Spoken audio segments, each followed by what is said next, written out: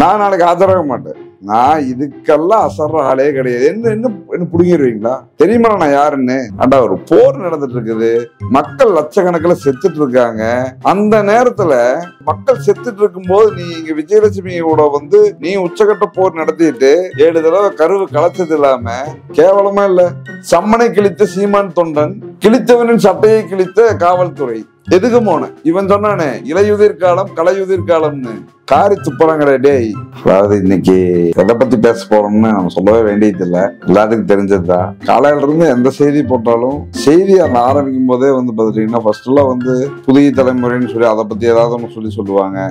Sun டிவியின் தமிழ் மலைன்னு சொல்லுவாங்க. அந்த மாதிரிலாம் இப்போ அந்த செய்தி ஓபன் பண்ணாலே ஒரு அதிரடியான படத்தை காட்டுற மாதிரி காட்டி அதுல பாலியல் பலாத்கார வழக்கில் சீமான் அப்படிங்கறதுதான் எந்த நியூஸ் எடுத்தாலும் அதையே ஒருத்தன் பெருமையாவும் எப்படியோ காரி துப்பினாலோ பாராட்டினாலோ நம்மள பேசினா சரி அப்படின்னு சொல்லிட்டு ஒரு தலைவன், சரி தலைவன் தான் நாசமா போனோம் அப்படி இருக்கான்னா தொண்டர்களுமே அதை ஒரு இதா எப்படியோ எங்க தலைவரே செய்தியில வர்றாரு அப்படின்னு சொல்லிட்டு திரிகிறாங்கன்னா அது எவ்வளவு ஒரு மானக்கட்டத்தனமா இருக்கு இந்த தமிழ்நாட்டுக்கு.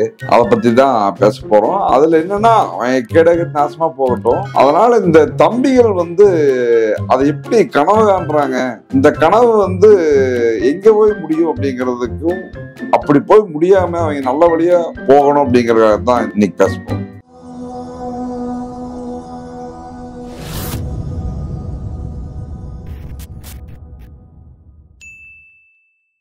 ஐயா சீமானுங்க ஐயா, தமிழ்நாடு. நான் தாங்க நாம் தமிழர் கட்சி செந்தமிழன் சீமான். ஆமாங்க ஐயா, நான் உங்களை நம்பித்தாங்க ஐயா என்னென்னமோ பேசிட்டேன். இப்ப நீங்க உள்ள தூக்கி வச்சிருவாங்களான்றது தெரியுதுங்க ஐயா. எப்படியாவது ஒண்ணு பண்ணி இந்த உயர்நீதிமன்றத்துல மனுவை தள்ளுபடி பண்ணி ஏதாவது தூக்கி வீசிட்டீங்கன்னா அதுக்கப்புறம் நீங்க என்ன சொன்னாலும் பேசணுங்க ஐயா. பாத்துங்க ஐயா, நான் மண்டியிடாத மானம் வீழ்ந்து விடாத வீரம்னு பேசுறதெல்லாம் மேடையில தானுங்க ஐயா. நான் உங்க காலில் விழுகிறதா இல்ல திமுக காலில் விழுகிறதான்னு தெரியலீங்க. நான் தப்பிக்கோன்னா யாரு காலில் வேணாலும் விழுகணுங்கிறதாங்க ஐயா என்னோட அரசியலுங்க ஐயா. அத படத்துல பேசுனதுதான் நம்ம முன்னேறணும், யாரா இருந்து என்ன தூக்கி வீசிட்டு போயிட்டே இருக்கணும் அப்படிங்கிறது.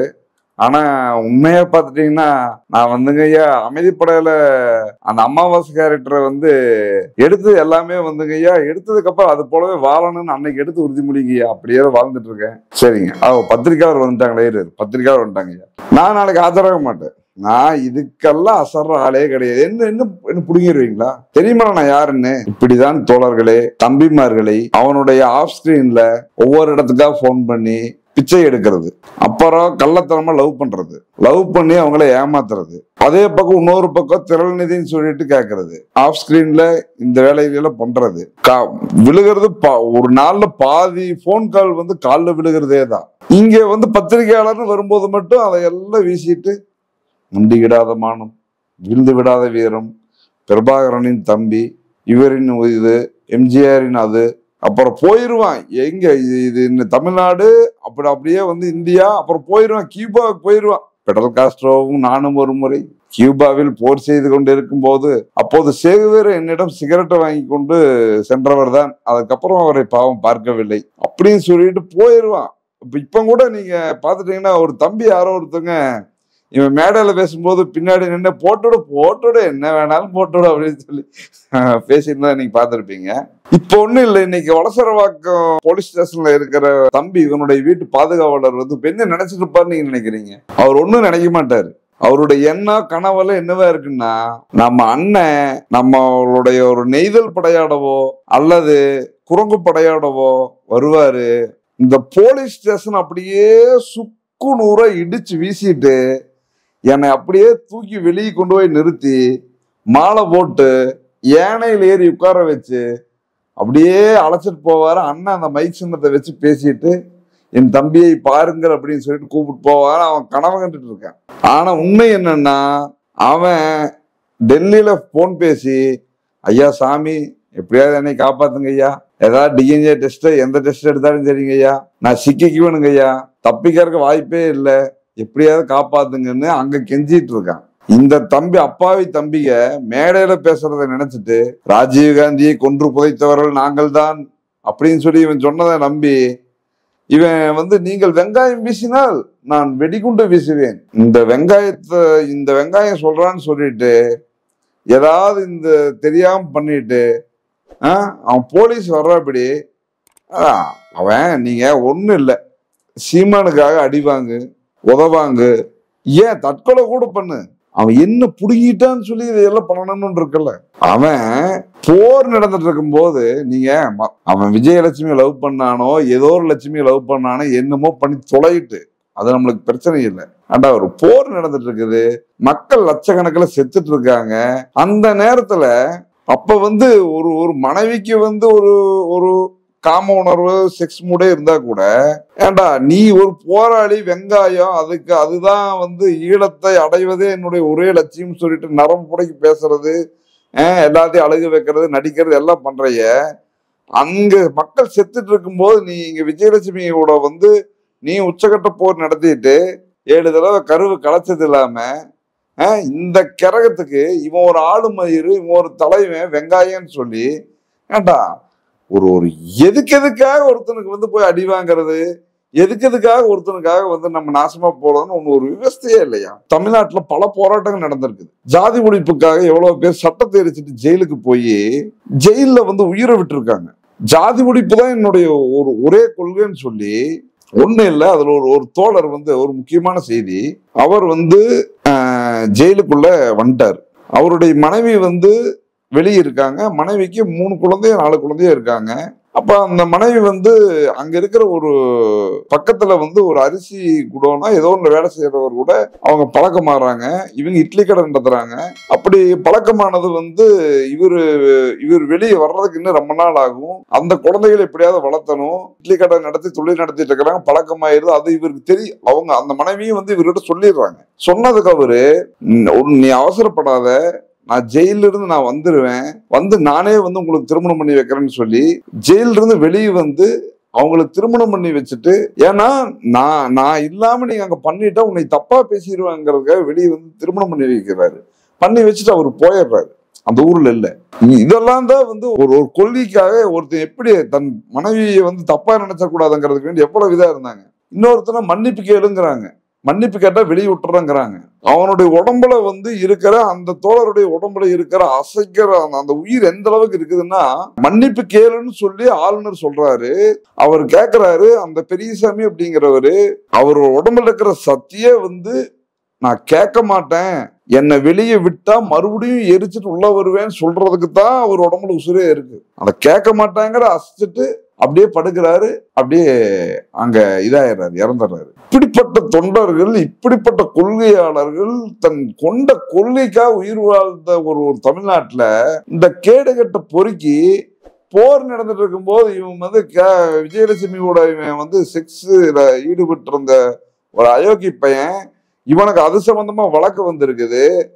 அதுக்கு சம்ம நோட்டுனா அதை கிழிச்சிருவேன், எங்க அண்ணன் யாரு தெரியுமா, எங்க அண்ணன் பிச்சுட்டு எல்லாத்தையும் தகர்த்துருவாரு அப்படிங்கிற நம்பிக்கையால நீ கிழிச்சிட்டு அவன் போலீஸ் பிடிக்க வந்தா நீ மரியாதை கிழிச்சு வீரம் தானே நீங்க. நீ என்ன சொல்றீங்க? நீங்க ஒரு போர்டுல வீழ்ந்து விடாத வீரம், இங்க மண்டியிடாத மானம்.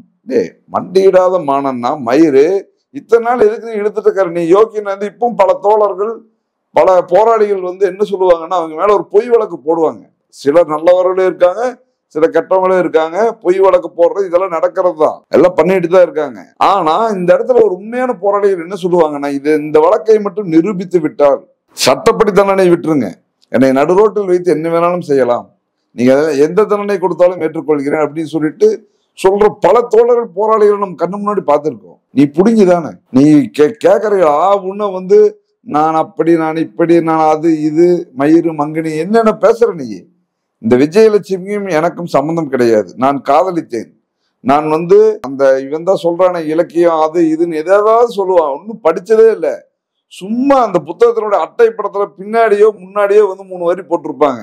அந்த 3 வரி படிச்சாலே 300 பக்கத்தை படிச்சவனாட்ட பேசுவான். இவ்வளவு காதல் கவிதை அது இது கேட்டா வட்ட வட்ட பாறையிலன்னு பாடுறது என்ன, ரோசாப்பூ சின்ன ரோசாப்பூன்னு சொல்லி பாடி அப்படியே உருக்குவான் ஆளுகளை. நீ யோக்கியம் தானே. நான் காதலித்தது உண்மைதான். ஆனால் அவரை 7 முறை கருக்கலைப்பெல்லாம் செய்யவில்லை. நான் எங்க வேணாலும் வருகிறேன், யாரை வேணாலும் சந்திக்கிறேன், பொது இடத்துல என்னை கேள்வி கேளுங்கள், அதில் நான் தவறு செய்திருந்தால் என்னை சுட்டுக் கொள்ளுங்கள் அப்படின்னு சொல்லி நீ சொல்லே பார்க்கலாம். ஏன் சொல்ல மாட்டேங்கிற? இவன் ஒரு ஆளுமையர்னு சொல்லி அவனுடைய தம்பிகள் என்று சொல்பவர்கள் உண்மையான தொண்டர்கள் எவ்வளவு பேர் இருக்காங்க. எல்லா கட்சியிலையும் இருப்பாங்க. தலைமை எப்படி வேணா இருக்கட்டு, அந்த தொண்டை கொள்கைக்காக உண்மையா கட்சியில சேர்ந்திருப்பான். ஆனா அவங்க இந்த மாதிரி கேடு கட்டவனுக்காக அவர் ஜெயில பிச்சுட்டு போலீஸ் ஸ்டேஷன் உடைச்சிட்டு நம்மளை காப்பாத்தி கூப்பிட்டு போவாரு, நம்மளுக்கு தமிழ்நாட்டையே அப்படியே தூக்கிட்டு போவாரு அப்படின்னாலும் நினைக்காதீங்க. இன்னும் இன்னும் 7-8 ஆட்சி மாறினாலும் சரி, இவன் என்னைக்கும் எந்த ஒரு கவுன்சிலர் கூட ஆக போறது இல்ல. அவருடைய ஆசையெல்லாம் யாராவது காலில் விழுந்து, யாரு காலிலையும் இல்ல, பிஜேபி காலில் விழுந்து எப்படியாவது ஆளுநர் ஆகிறதுக்கு வேண்டி ரவீந்திரன் துரைசாமி கூட பேசிட்டு இருக்கிறான். இப்ப கூட விஜயலட்சுமி இந்த வழக்கு விஷயத்துல மேல்முறையீடு தான் பண்ணியிருக்கான், வழக்கு கொஞ்சம் தள்ளி போடுங்க அப்படின்னு சொல்லி. இவன் இன்னும் எத்தனை தள்ளி போட்டாலும் சரி, இவன் பண்ணினது உண்மை. சரிங்களா? இவன் மூஞ்சி மயிறு, இவனுடைய பேச்சு, ஒவ்வொரு இதுலயும் பேசுறத வச்சு பார்த்தா தெரியல இவன் எப்பேற்பட்ட அயோக்கியன்னு. அதனால இவனுக்கு தொண்டனா இருக்கிறத விட வீட்டுக்கு போய் ஏதாவது பிரயோஜனமும் ஒண்ணு பண்ணுங்க, அல்லது வேற ஏதாவது ஒரு நல்ல இயக்கம் இருந்தா அந்த இயக்கத்தை சேர்ந்து செயல்படுங்க. இல்ல நீயாவது ஒரு கட்சி ஆரம்பிச்சு தொலை, அதையிலையாவது நீயாவது உண்மையா கட்சியை நடத்தி வழி நடத்திப்போ. இந்த கேடு கட்டவனுக்காக நீங்க வெறும் தொண்டனா இருக்கிறதே அவமானம். அதுலயும் அடி வாங்கிட்டு வீரம் பேசிட்டு கேவலப்பட வேண்டாம். நாளைக்கு இப்பவும் பாருங்க, இவனை கொன்னுன்னா எல்லாமே துள்ளுவான், கதறுவான், எல்லாம் பண்ணுவான். ஒண்ணும் இல்லைங்க, திமுக என்னுடைய பங்காளி கட்சின்னு சொன்னானே. இதுக்கு முன்னாடி ஒரு தடவை மேட்டுப்பாளையத்துல அரெஸ்ட் பண்ண வந்தாங்க, அதுவும் விஜயலட்சுமி வழக்குலதான். அப்ப நீங்க இப்ப பிஜேபி மேல கை விட்டுருச்சுன்னா திமுக காலில் உளுந்து, சாமி இந்த வருண் ஐபிஎஸ் அவருடைய டிரைவர் எங்கேயாவது தனியா வர சொல்லுங்க, நான் என்னுடைய ஆளை மன்னிப்பு கேட்கறேன்னால. அப்படி இவன் ஒரு மன்னிப்பு புகழ் சீமாரு. இப்ப துக்ளக் குருமூர்த்தி கூட பேசிட்டு இருப்பான். துக்ளக் குருமூர்த்தி என்ன பண்ணுவான்? எல்லாம் பண்ணுவான். அவனுக்கு ஏதாவது பிரச்சனை பயன்படுத்திட்டு விட்டுருவாங்க. நீங்க தினமலர் என்ன சொல்றான்? சிக்கினான் சீமான். நாளைக்கு என்ன போடுவான்னு நினைக்கிறீங்க? சம்மனை கிழித்த சீமான் தொண்டன், கிழித்தவனின் சட்டையை கிழித்த காவல்துறை. எதுக்கு போன? இவன் சொன்னானே இலையுதிர் காலம் கலையுதிர் காலம்னு. காரி துப்புறாங்கடே டேய், கேவலமா இல்ல? அப்படி நாளைக்கு தினமலர் இப்படித்தான் போடுவான். துக்ளக் குருமூர்த்தி நீ கூப்பிட்டீங்கன்னா அவன் வேற ஏதாவது டீல் பேசிட்டு இருப்பான் எங்கேயாவது. இவனை வச்சு நம்ம இங்க ஒரு வேலையும் பண்ண முடியாதுங்க. இவனை வச்சீங்கன்னா நம்மளே சேர்ந்து காரி துப்புவானுங்கன்னு சொல்லிட்டு கைவிட்டுருவானுங்க. அவன் ஸ்டாலின் காலிலையும் விழுவான், பழனிசாமி அவர் காலிலையும் விழுவான், யாரு காலில் வேணாலும் விழுந்தான். அவன் காப்பாத்திட்டு அவனை காப்பாத்திட்டு போயிடுவான். தம்பிகள் யாரையும் காப்பாற்ற மாட்டான். நீங்க நாசமா போயிட வேண்டாம். அது நாசமா போனாலும் பரவாயில்ல, இந்த கேடுகட்ட பாலியல் பலாத்கார போராளி சீமானுக்காக நீங்க நாசமா போயிட வேண்டாம்னு சொல்லி கேட்டுக்கிறேன். நன்றி.